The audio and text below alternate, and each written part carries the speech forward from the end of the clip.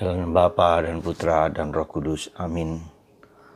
Allah Bapa di surga, kami mengucap syukur dan terima kasih bahwa kami diberi seorang ibu, yaitu ibu kami sendiri, yang mengandung, memelihara kami dengan segala kekuatan, dengan jiwa dan hidup matinya. Dan sekarang kami hidup, bergerak, dan tinggal di dunia ini karena ibu kami yang berjuang mati-matian untuk hidup kami. Kami bersyukur atas ibu kami ya Tuhan, dan kami juga bersyukur atas ibu Tuhan Yesus yang juga telah berkorban untuk putranya Yesus dan selalu mendampingi kami anak-anaknya yang percaya kepada putranya Yesus.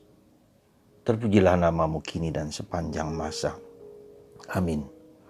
Saudaraku yang terkasih dalam Kristus, dalam bacaan pertama dari kitab Nabi Yeremia, sekali lagi Tuhan meneguhkan janjinya yang tak terbatalkan. Kasih Allah kepada manusia adalah kasih ilahi dan kasih yang abadi, tak luntur oleh peristiwa, oleh keadaan, oleh situasi apapun. Sekali lagi, kasih Tuhan itu abadi, kekal abadi, tak tergoyahkan. Tidak seperti kasih manusia yang luntur karena satu dua hal. Tapi kasih Allah tidaklah demikian. Dan itu dinyatakan sekali lagi dari kitab Nabi Yeremia, dalam kitab Perjanjian Lama, di mana dinyatakan sekali lagi bahwa betapa Tuhan mengasihi manusia. Dan nanti kasih Allah itu menyempurna dengan kehadiran Sang Sabda, kehadiran putranya sendiri bagi kita manusia. Dan ungkapan itu kita lihat dalam peristiwa yang sangat mengagumkan dengan seorang wanita kafir, wanita dari Tirus, dari Sidon, yang juga berjuang supaya mohon kepada Yesus. Orang Tirus, orang Sidon dianggap orang kafir, bukan orang Yahudi. Dan datang kepada Yesus, tersungkur di depan Yesus. Sekali lagi, datang kepada Yesus dan tersungkur di depan Yesus. Yang meminta supaya anak perempuannya yang dikuasai iblis dibebaskan. Sekali lagi, bagaimana reaksi Yesus terhadap permintaan wanita hebat ini? Wanita yang kafir ini. Kita perhatikan baik-baik. Kasihanilah aku ya Tuhan anak Daud, anakku perempuan kerasukan setan dan sangat menderita. Seorang ibu saudaraku terkasih. Seorang ibu yang benar, yang jujur pasti ya memiliki jiwa kepada anak itu. Berjuang apapun juga untuk kehidupan anak itu. Ya. Tetapi Yesus kita lihat sama sekali tidak menjawab. Yesus tidak peduli. Yesus diam. Kenapa Yesus diam? Saya tidak tahu. Mungkin juga Yesus tahu apa yang ada dalam hati wanita itu. Untuk menguji dia, bisa juga. Tapi bisa juga karena dia bukan orang Yahudi. Maka dikatakan, lalu para murid Yesus datang dan meminta kepadanya, suruh wanita itu pergi sebab ia mengikuti kita sambil berteriak-teriak. Jadi kalau kita lihat di situ, wanita itu datang tersungkur lalu berteriak-teriak, terus berteriak-teriak. Jadi kita bisa bayangkan wanita itu punya perasaan hati yang luar biasa pedihnya. Berteriak, bukan hanya menangis tapi berteriak-teriak. Minta tolong. Ya. Yesus tetap setelah para rasul mengatakan aku diutus, Yesus menjawab seperti sekenanya jawaban Yesus ini. Aku diutus hanya kepada domba-domba umat Israel yang hilang. Ya.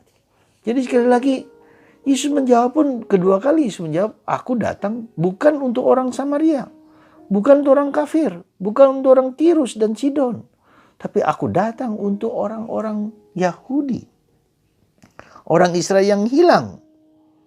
Tapi wanita itu mendekat dan menyembah dia sambil berkata, Tuhan tolong aku. Jadi teriak lalu datang mendekat dan kemudian lebih lagi, Tuhan tolong aku. Jiwa seorang ibu adalah jiwa untuk minta tolong kepada anak-anak yang ia cintai, yang dia sayangi. Sekali lagi, apa reaksi Yesus? Yesus menjawab, tidak patut mengambil roti yang disediakan bagi anak-anak dan melemparkannya kepada anjing. Tadi Yesus mengatakan, aku datang hanya untuk orang Yahudi, bukan untuk orang Samaria, bukan untuk orang Tirus, Sidon, bukan untuk orang kafir. Yang kedua kalinya Yesus menolak mentah-mentah. Tidak layak makanan itu. Makanan itu hanya untuk anak-anak dan tidak bisa dilemparkan kepada anjing. Luar biasa. Seperti penghinaan, seperti Yesus menghina wanita itu. Enggak, makanan ini, rahmat ini ya hanya untuk anak-anak dan bukan untuk anjing. Jadi seperti Yesus menyamakan wanita itu dengan anjing. Apakah wanita itu tersinggung?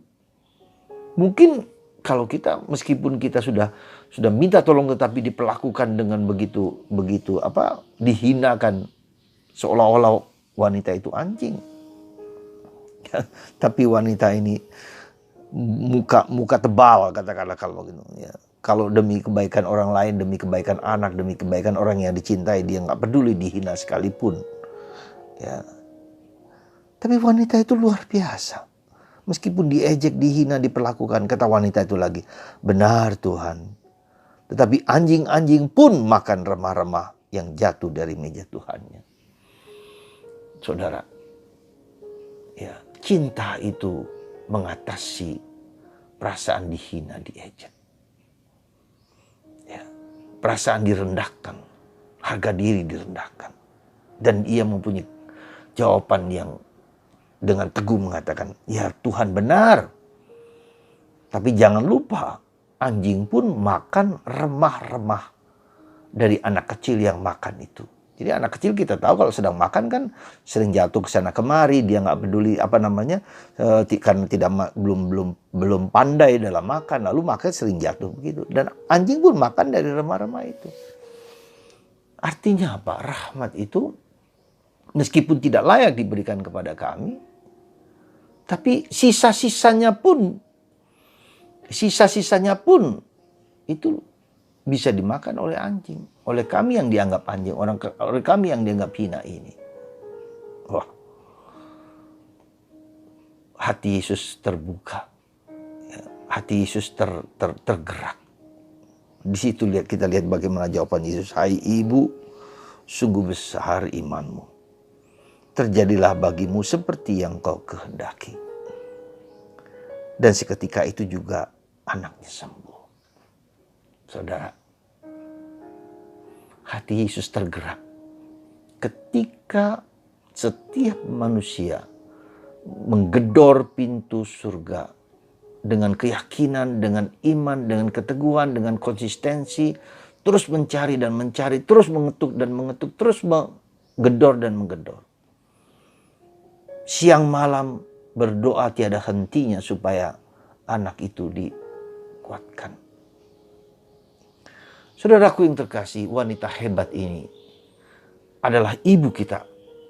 Coba Anda perhatikan ibu kita masing-masing. 9 bulan dia harus mengandung. 9 bulan dia harus mati dan hidup. 9 bulan dia harus merawat, memberikan yang terbaik untuk anaknya. Mendambakan buah cinta yang datang, yang akan menjadi kehidupan. Dia menderita begitu besar. Menderita begitu besar, begitu kuat. Untuk anaknya. Itulah ibu kita. Maka ketika kita menghina ibu kita, mengejek ibu kita, melanggar